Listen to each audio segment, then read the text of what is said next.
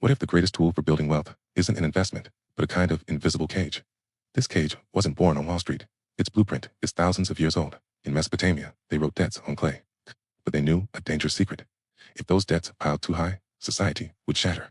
So, they performed debt jubilees, a total reset. The law of the Hebrew Bible commanded it every 50 years. The principle was ancient wisdom. Unchecked debt enslaves.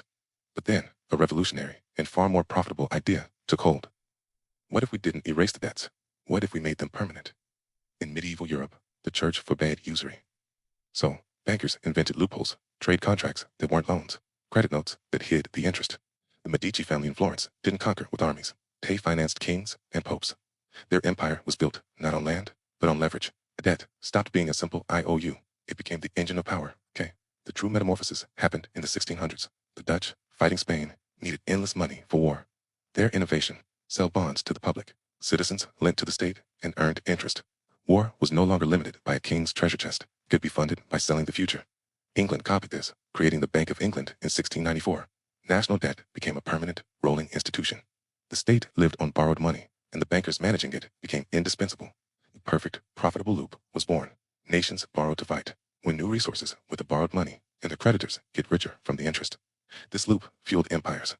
The 18th and 19th centuries saw bond markets in London and Paris become the heart of global finance.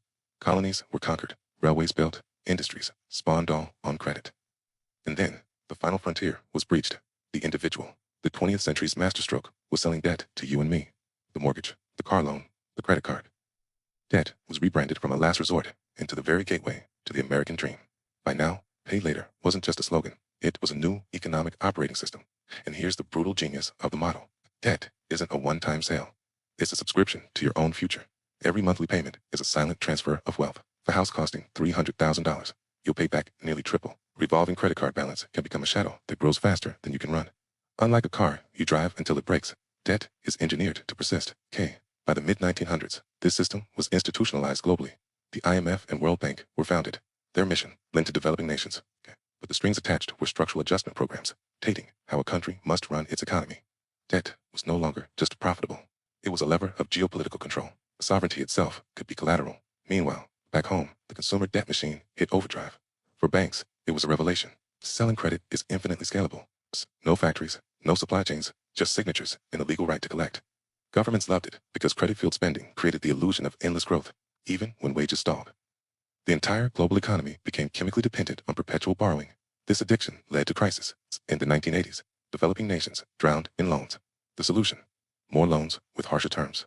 In 2008, the U.S. mortgage market mountain of repackaged debt collapsed. The system, built on debt, was saved by creating staggering amounts of new debt. Bailouts, quantitative easing, near zero interest rates. The cure was more of the disease. Today, global debt exceeds $300 trillion. We are living inside the largest financial experiment in history. We are told this is normal. That a 30-year mortgage is the dream. That six-figure student debt is an investment. What we call growth is often just debt wearing a disguise. And the wealth transfer is relentless. Every interest payment funnels money upward. Those with assets borrow cheaply to get richer. Those without borrow expensively just to participate, locking in inequality. Debt is the polished mirror of our class divide. Now, we stand at the edge of the next evolution.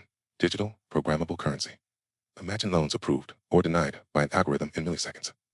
Interest rates that adjust in real time based on your behavior. They will call it efficiency. But history tells us this. Efficiency for the creditor always means less freedom for the debtor. So, what's the lesson? Debt is not a neutral tool. It is the most lucrative product ever designed, a product that manufactures profit from time, hope, and obligation. The system isn't built to set you free. It's built to keep you productive within the cage. Real financial freedom begins when you stop feeding the machine that profits from your future. If this perspective shifted how you see your wallet and the world, hit the LIKE button for more truths hidden in plain sight. Subscribe to American Life Guide. History has the blueprints. Let's read them together.